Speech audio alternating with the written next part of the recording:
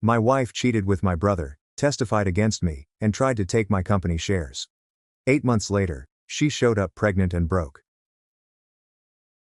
So, as a 37-year-old male, I need to get this off my chest because my life has completely fallen apart over the last few months. First, let me provide some background information. I've been working in construction management for the past 12 years, making a decent living but nothing extraordinary. I started as a site manager and worked my way up to operations director for my father's company.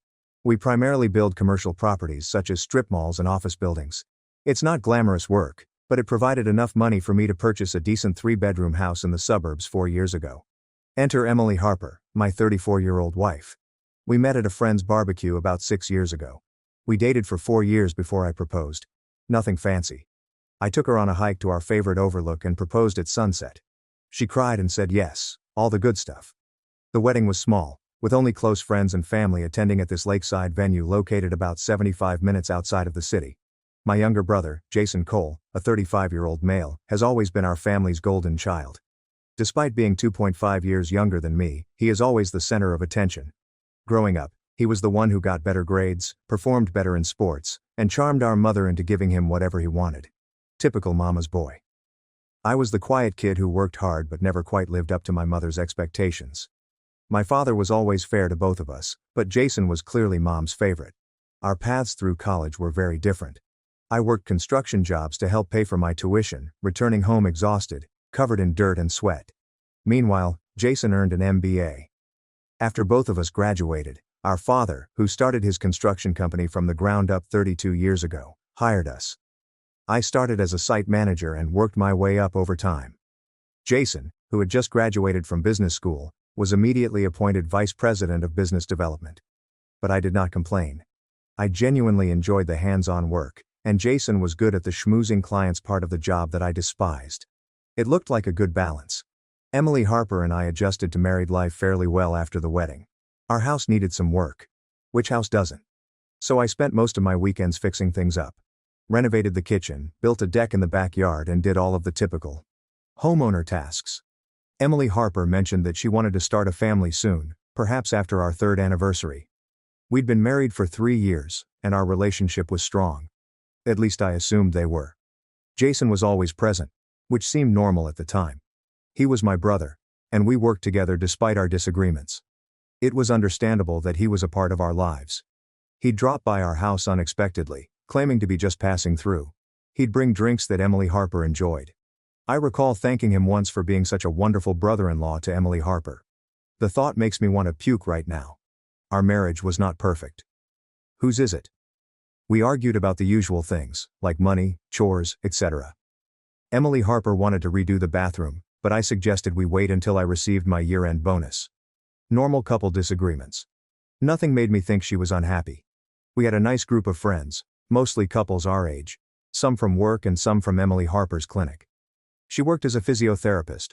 We'd have game nights or backyard cookouts, go camping on weekends when the weather was nice, and do other typical couple activities. I wasn't the most romantic guy in the world, but I tried. I remembered birthdays and anniversaries, and I occasionally brought home flowers for no apparent reason. I tried to be a good husband. My mother adored Emily Harper from the beginning.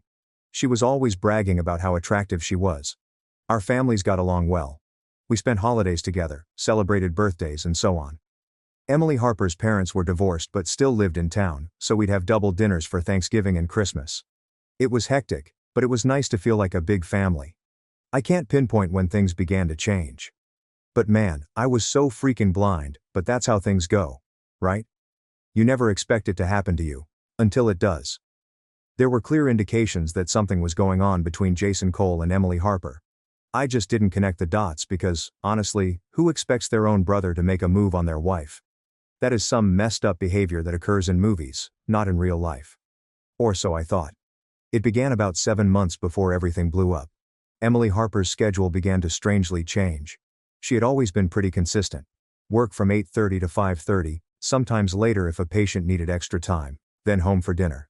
Perhaps 3 yoga classes per week, or Sunday brunch with her girlfriends. Regular, predictable fare. Then she started having nights out almost every weekend. When I asked about it, she explained that her friend Lauren Miller was going through a difficult breakup and needed support. It made sense at the time, so I did not question it. She also started going to the gym at odd times.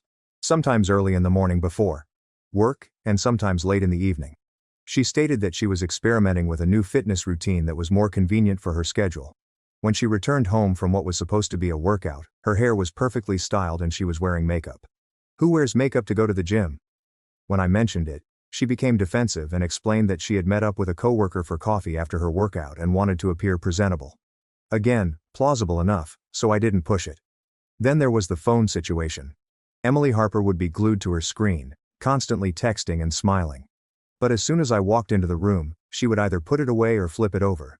It's a classic move, right? However, when you trust someone, your brain creates excuses. Oh, she is planning a surprise for my birthday. Perhaps she's talking to Lauren Miller about personal matters. She is researching medical conditions for a patient and does not want me to see graphic images, etc. Jason Cole's behavior changed as well. He started texting me less about work, and more about what we were doing over the weekend.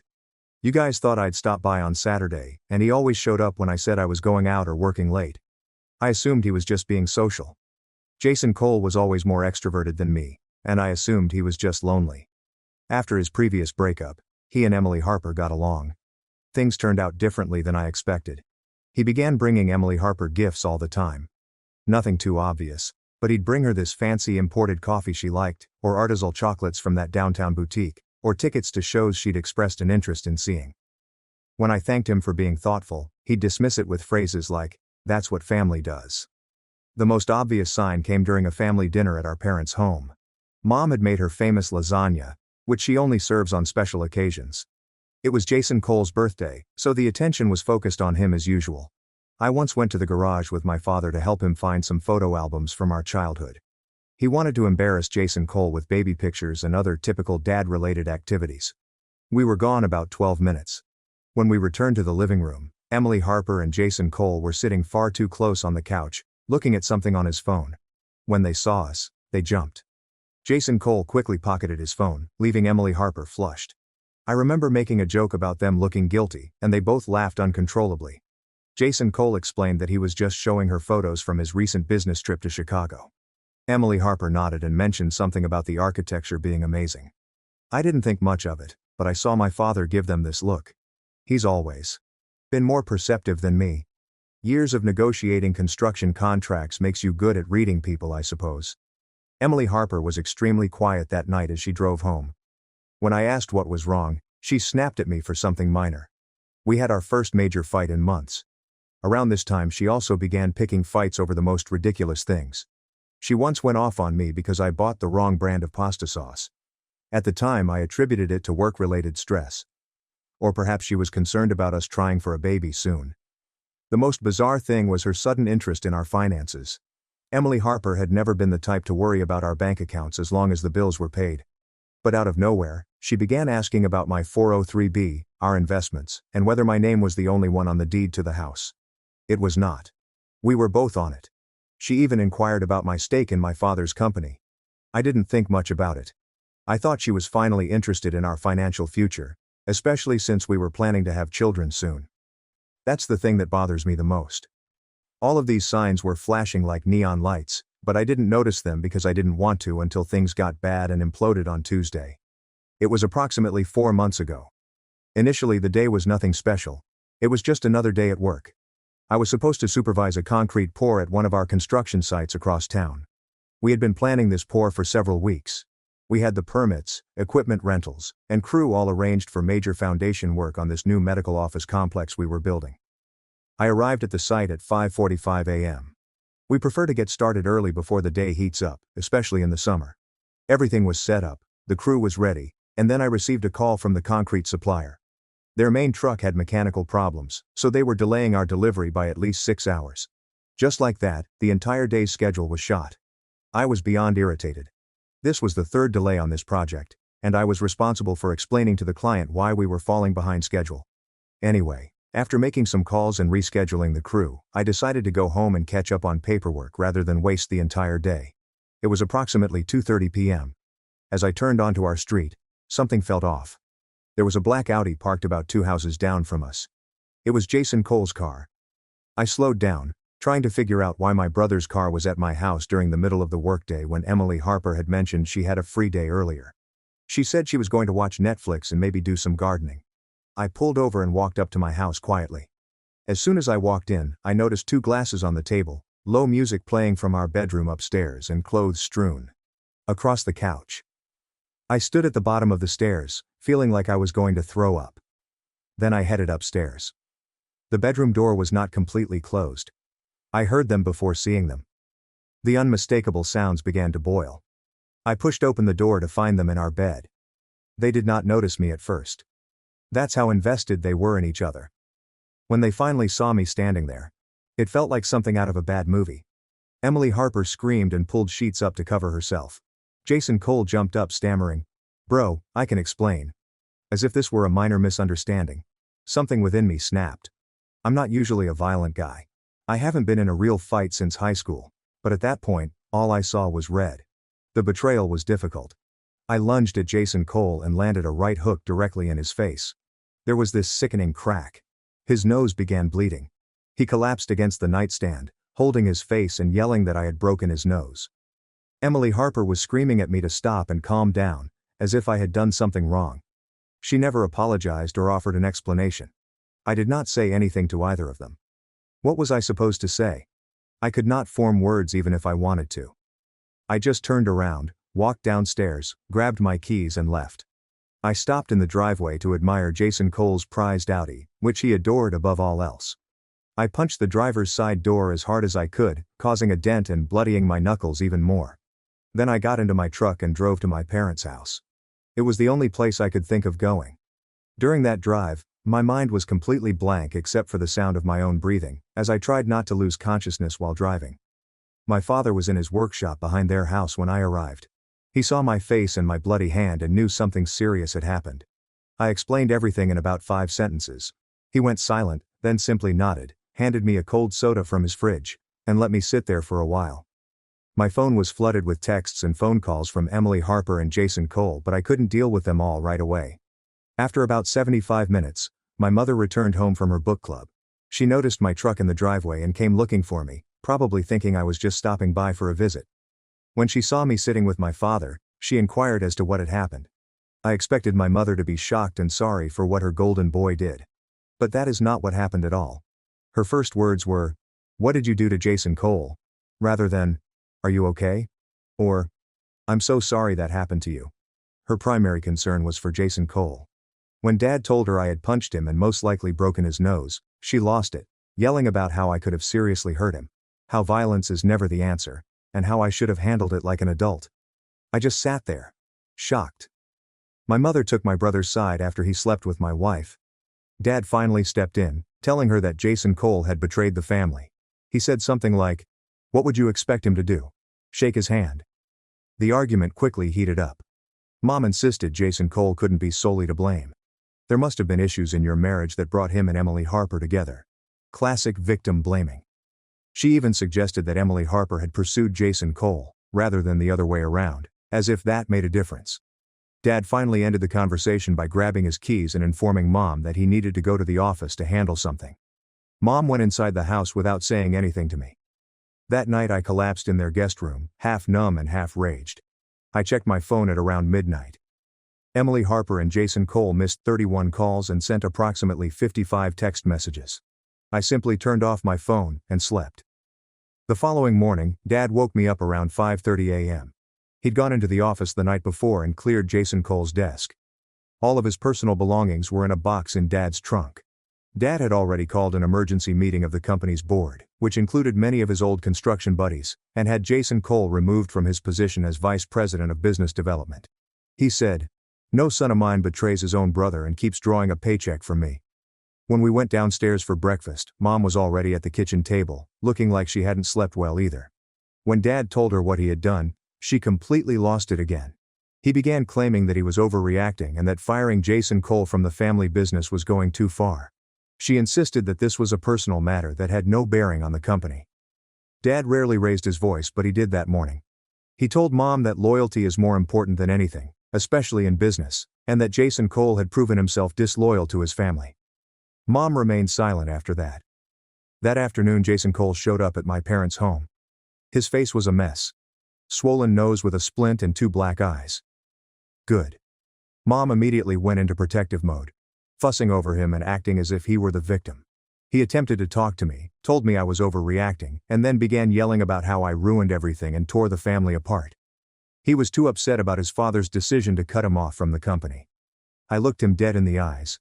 And before I could respond, Dad yelled, "You don't get to talk. You betrayed your own flesh. Now deal with the consequences." Mom burst into tears. They claimed we were making matters worse. He made one mistake that could be corrected. We shouldn't split the family over a woman. Dad and I left them both inside. Through the window I could see them conversing in the kitchen. Mom nodded sympathetically as Jason Cole spoke, likely spinning his version of events. When she hugged him, I felt physically sick. The following few days were a blur. I stayed at my family's house. Jason Cole did not show up following the last argument. Dad referred me to a divorce lawyer he had known for years. The lawyer advised me to document everything and avoid communicating with Emily Harper except through him. And just when I thought things couldn't get any worse, 3 days after D-Day, I was served with divorce papers. Emily Harper filed for a no-fault divorce, citing irreconcilable differences. The legal jargon was a kick in the gut, but it was the next set of papers that truly surprised me. Jason Cole was filing assault charges for his broken nose. According to the police report, Emily Harper gave a statement that supported Jason Cole's version of events, saying, "I'd been increasingly controlling and aggressive over the past few months. Complete and utter lies." So, in addition to dealing with the end of my marriage and my brother's betrayal, I was also facing legal issues. When it rains, it really pours. Dad immediately contacted our family lawyer again. When he learned of the assault charges, he was furious, claiming that Jason Cole had gone too far. Mom predictably told me I should have controlled my temper and that Jason Cole was within his rights to press charges. Again, defending him and blaming me. I just ignored her and stopped listening. So, as soon as we received the papers, my father contacted our family lawyer, Robert Bob Hayes. Robert Bob Hayes has been in charge of the company's legal affairs for about 20 years, so he is very familiar with our family. He came over to my parents' house that same night to talk strategy. We explained the entire situation. Robert Bob Hayes stated that, regardless of what led to the confrontation, I had technically committed assault. However, the fact that I caught Jason Cole with my wife did not legally justify physical violence, even though any normal human would understand my response. The good news was that it would most likely be treated as a misdemeanor, because Jason Cole's injuries, while painful, were not fatal. The divorce paperwork was a mess. Emily Harper wanted half of everything. The house, my retirement funds, and even a portion of my stake in the family business. Her lawyer argued that despite the fact that my name was the only one on the business documents, she had helped the company grow by supporting me. In reality, she had only attended about 4 company Christmas parties during our entire relationship. Robert Bob Hayes advised me against contacting Emily Harper or Jason Cole directly.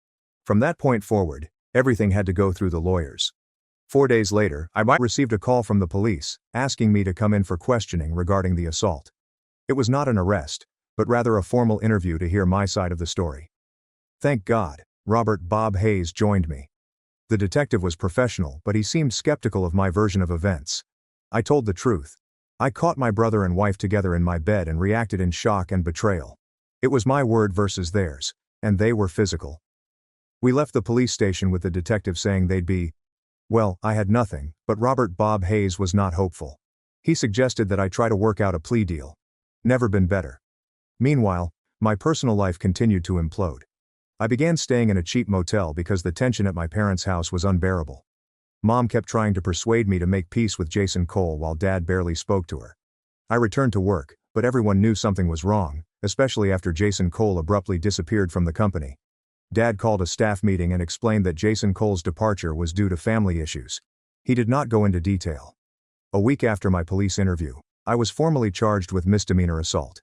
My arraignment was scheduled for the following week. Robert Bob Hayes had prepared me for what to expect. We'd enter a not guilty plea and request a trial date, but he still suggested taking a plea deal to avoid the uncertainty of trial.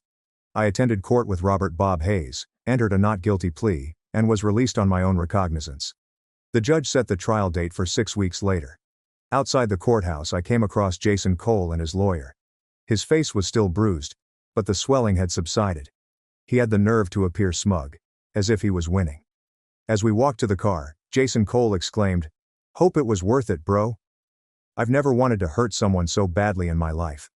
That night Dad came to my motel room with drinks and takeout, looking exhausted. Then he dropped a new bomb telling me he'd been looking into Jason Cole's work at the company and discovered some concerning things. Apparently Jason Cole had been padding his expense reports for months, and had even attempted to divert a potential client to his friend's competing firm for a bribe. Dad had always trusted Jason Cole to handle the business development side with minimal oversight, and Jason Cole had taken advantage of that trust. It was strange to discover that my brother was not only a backstabber in personal matters but also potentially dishonest in business. Dad said he was considering legal action against Jason Cole for the business stuff, but wanted to wait until my assault case was resolved so that we weren't fighting on too many fronts at once. The next few weeks were a blur of lawyer meetings, paperwork, and attempting to maintain some semblance of a normal life. Emily Harper's lawyer was aggressive, demanding financial disclosures and making inflated claims about her contributions to our assets. About a week before my trial date, Robert Bob Hayes called with news.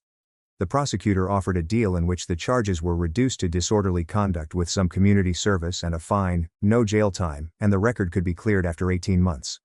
Despite the fact that it still sucked, I accepted the deal because I had no other option. On the day of the hearing, the judge accepted the plea deal but reduced the community service hours to 25 and waived 1/3 of the fine. As we left the courtroom, Jason Cole tried to approach Dad, but Dad just walked past him like he wasn't even there. Outside, Dad told me he had one more piece of business to handle, and he'd already changed his will, completely removing Jason Cole from his estate. Everything would go to me when the time came. Emily Harper's lawyer was still pushing for a 55-45 split of everything, despite the fact that she had cheated on my brother. This was the ultimate punishment for a guy like Jason Cole, who had been counting on his inheritance. Emily Harper wanted to keep the house, but there was no way I could afford to buy her out and get a new place for myself. Robert Bob Hayes and I gathered all of our financial documents and began working on the settlement negotiations. The house was the biggest item on the table. We had bought it 4 years ago when the market was lower and it had appreciated significantly. We still had a mortgage on it, but there was approximately $85,000 in equity. Robert Bob Hayes suggested selling the house and splitting the proceeds. It was upsetting to think about strangers living in the place I'd worked so hard for, but keeping it was not financially feasible. The retirement accounts were easier to divide. We each had our own 403(b)s through work, and we'd started a joint investment account for our future children's college fund.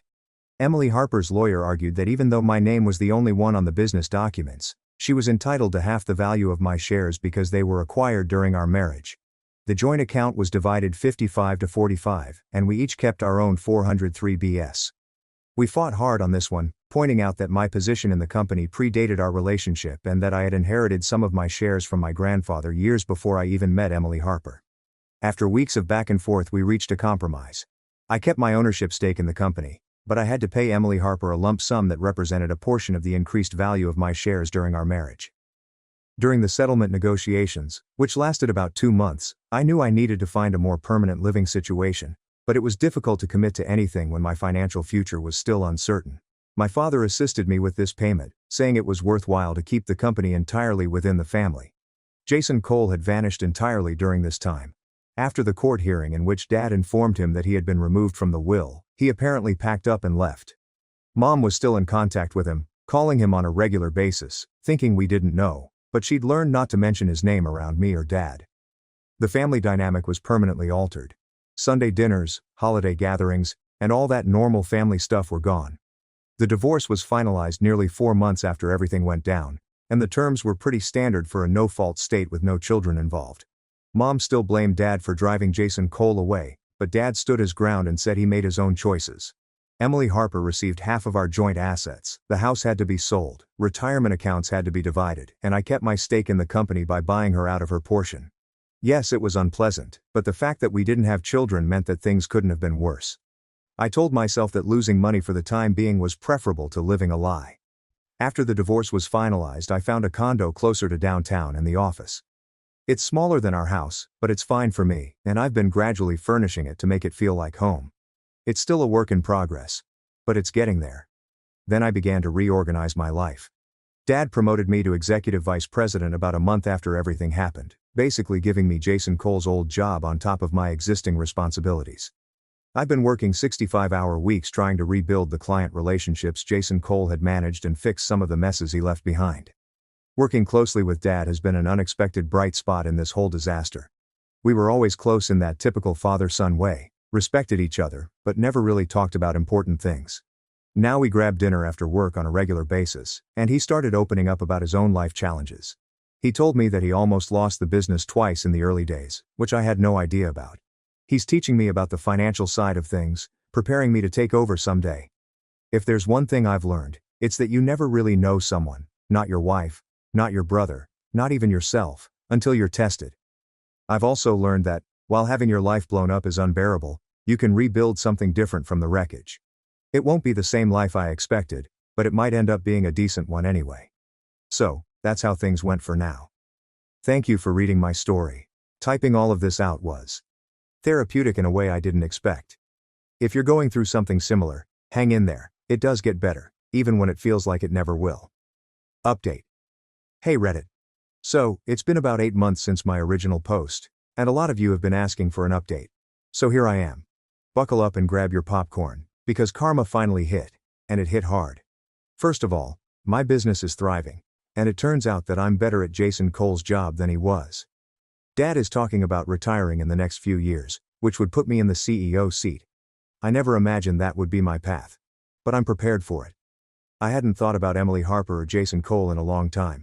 I'd blocked both of their phone numbers, removed them from all social media, and was focused on moving forward. But then, last Tuesday, my doorbell rang as I was just getting home from work, sorting through my mail in the kitchen. I wasn't expecting anyone, so I looked through the peephole, and there stood Emily Harper, looking like absolute garbage. I hadn't heard from her since the divorce, and judging by her look I was curious, so I opened the door but didn't invite her in.